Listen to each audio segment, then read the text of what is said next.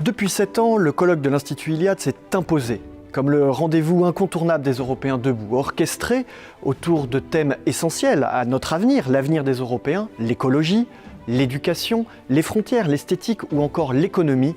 Il rassemble de nombreux intellectuels et universitaires à même de proposer une vision novatrice et originale pouvant peser sur le débat politique de demain. Cette année, l'Institut Iliade s'intéresse à l'économie.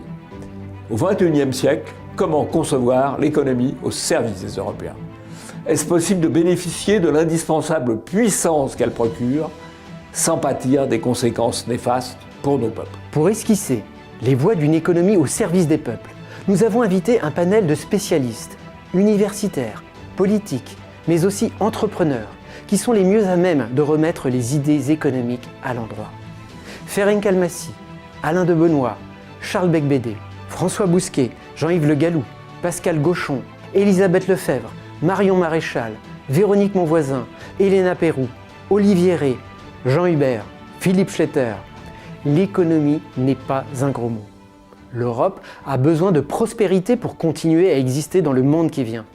Mais cette économie ne doit plus être accaparée par une caste nuisible hors sol, déconnectée des besoins et préoccupations de nos peuples. Il n'y a pas de puissance économique sans justice sociale et sans enracinement. Contrairement à ce qu'on cherche à faire croire aux Français, l'économie n'est pas neutre. L'économie est le lieu de conflit, le lieu de combat, d'affrontement de puissances. Et aujourd'hui, il faut bien reconnaître que l'économie est dominée par quelques grands oligarques, par quelques grandes multinationales, par les GAFA. Et la vraie question, c'est comment remettre l'économie au service des peuples, comment remettre l'économie au service des Européens. Concrètement, la civilisation européenne n'aurait pas été ce qu'elle est sans la puissance économique. Pas de renaissance européenne sans l'apport des communautés médiévales.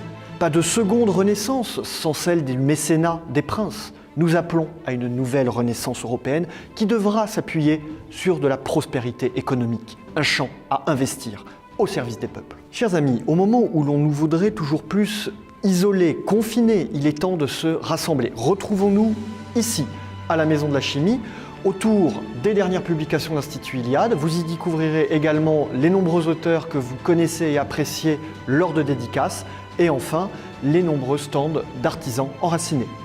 Rendez-vous samedi 29 mai à la Maison de la Chimie, 28 rue Saint-Dominique à Paris, pour le grand colloque annuel de l'Institut Iliade, au-delà du marché, l'économie au service des peuples.